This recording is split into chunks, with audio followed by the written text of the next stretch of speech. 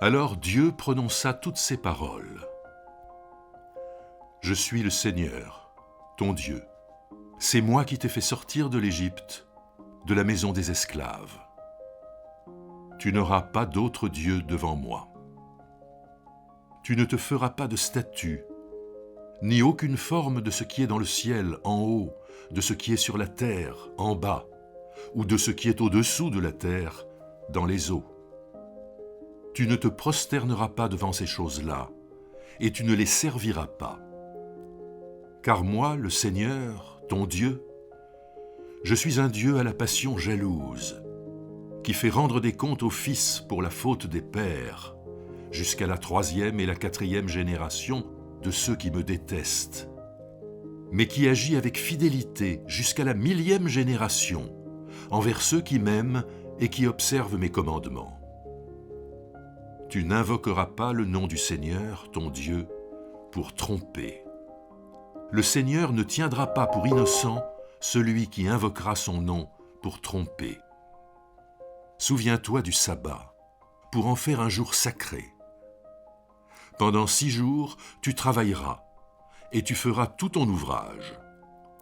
Mais le 7e jour, c'est un sabbat pour le Seigneur, ton Dieu.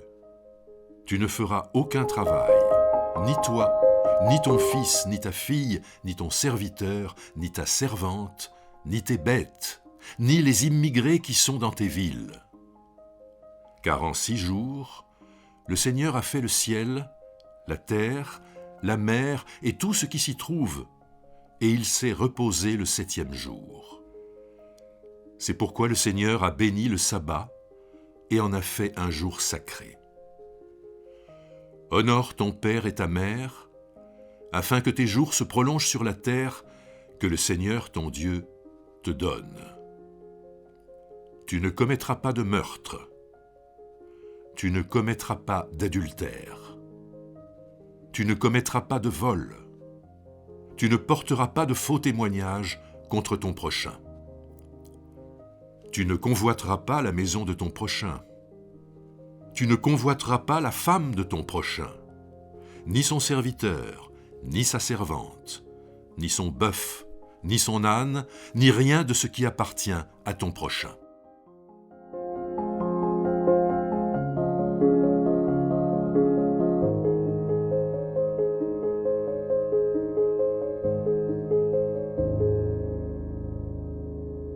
Dans la Bible, le récit de l'Exode contient à la fois le récit de la création et la loi qui accompagne la création.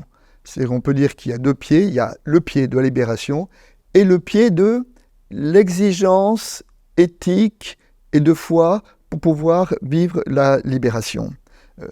Dans l'histoire, nous savons que trop souvent, les différentes révolutions ont débouché dans des tyrannies qui étaient pires que l'oppression première si la révolution n'était pas accompagnée d'exigences éthiques très strictes. Nous savons comment la Révolution française, la Révolution russe et bien des libérations se sont perverties parce qu'elles n'étaient pas accompagnées par cette exigence éthique. Et donc dans le livre de l'Exode, il y a vraiment ces 2 dimensions. Le récit de la libération, Dieu est un Dieu qui nous appelle à la liberté, Dieu est un Dieu qui nous libère, mais Dieu qui veut aussi que, pour vivre cette liberté, nous devons entendre et prendre en considération ce qu'il a dit à travers sa loi, et notamment ici, le résumé de la loi se trouve dans les 10 paroles.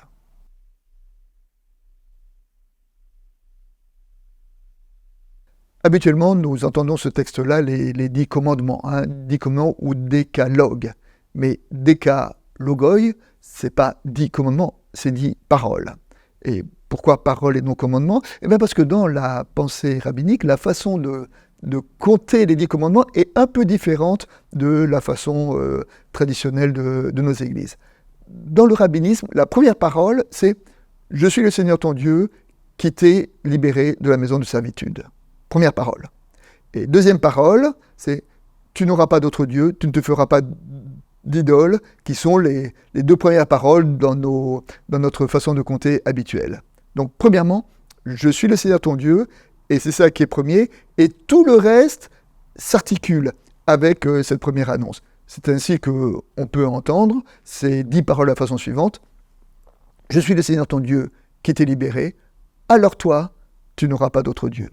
Je suis le Seigneur ton Dieu, alors toi, tu ne prendras pas le nom de Dieu en vain. Alors toi, tu ne te laisseras pas abrutir par ton travail.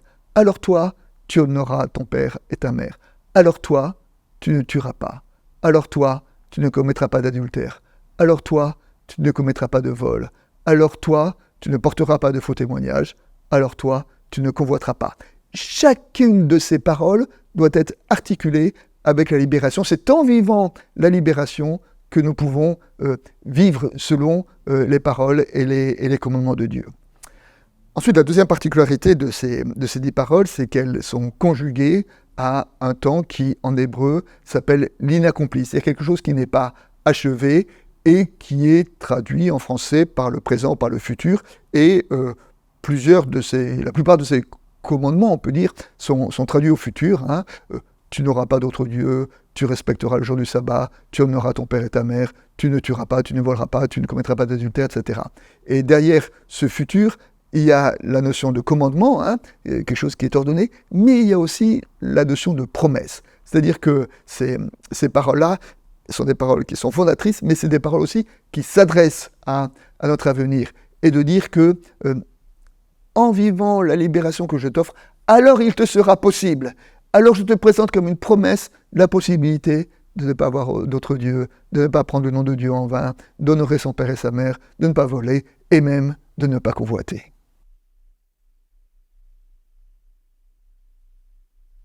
L'évangile de ce dimanche est l'expulsion des marchands du temple. Et d'une certaine manière, nous pouvons considérer que le temple et les 10 paroles sont considérés peut-être comme les deux piliers de la foi du judaïsme à cette époque-là. Le temple, qui était le lieu du sacrifice, qui était le lieu du rituel, et les 10 paroles, qui étaient le lieu de la parole, le lieu de l'éthique.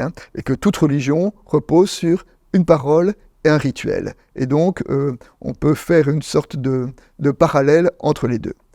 Mais le problème dans les religions, c'est que les intuitions les plus justes peuvent, et très souvent, se pervertissent.